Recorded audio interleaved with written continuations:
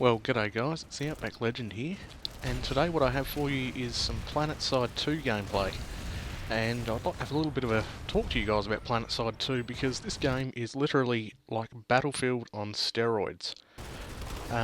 In this footage here I'm playing in the tank, in which I managed to pull off a 49 kill streak just defending the base.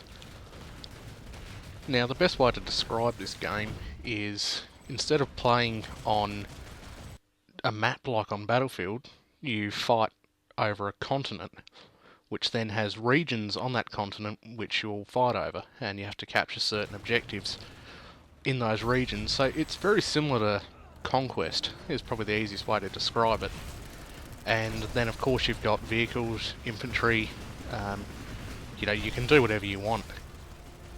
If you want to run around as an engineer, which engineers in this actually drop ammunition and can repair, then you've got their heavy support, which actually has an RPG, which you can then use to fight vehicles. You can run around as a combat medic. What they do is pretty much what medics do in Battlefield: run around, revive people. They carry an assault rifle. It's very similar to Battlefield, but in saying that, it's also very different. And one thing I've noticed with this game, which is really good, is it actually feels balanced. The vehicles actually feel powerful. The vehicles fight other vehicles, they absolutely destroy each other. But one infantryman can't just go around with an RPG and take out a tank or whatever. It doesn't work like that. You've got to use teamwork. And with players in the servers reaching up to, I think, about 1,000 players in the server, so it can be easy to take out a vehicle as long as you work as a team. And quite often I've noticed that players actually do tend to work as a team, which is something you don't see all that much in Battlefield sometimes. But it's really well done, it's balanced, it feels finished, and it's free to play. Now there are macro transactions to purchase weapons and upgrades and everything like that in it, but if you want to do that without having to pay, you just simply have to play the game, and eventually you will earn points to buy stuff. And that's how I've leveled up the tank here, is I've got everything I need for the tank, and I didn't purchase anything with real money. I just played the game, unlocked everything I needed, and away I went. It does take quite a while to unlock stuff, but it's pretty fun while you do it. It's not one of those games where it's just an absolute grind to unlock things and all that. It's not like that. It's a very, very enjoyable game.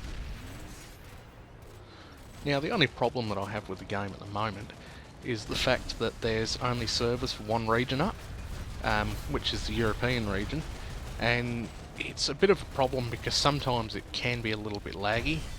It's normally very good, the hit detection is fine, don't really have many problems at all, but sometimes the connection can get a little bit iffy, and then you do get a bit of lag, and it can be quite problematic. But I'm sure eventually they will bring out servers for the Australian region or the US region.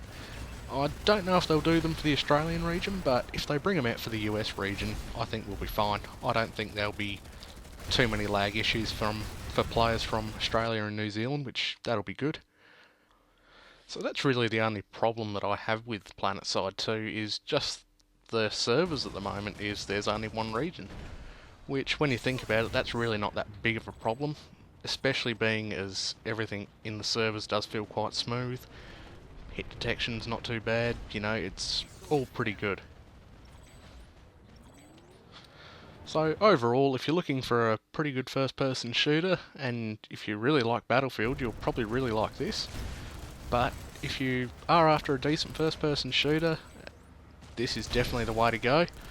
As I said, it's free to play, so there's no harm in picking it up and giving it a go. Just download it from the PlayStation Store or the Xbox Store, and away you go. It's a fairly big download, so it might take a little while, but overall it is worth it. So, give it a go. It's definitely worth playing. Be sure to let me know what you think too.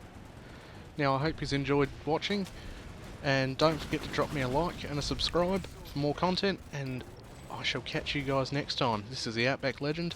Take it easy, everybody.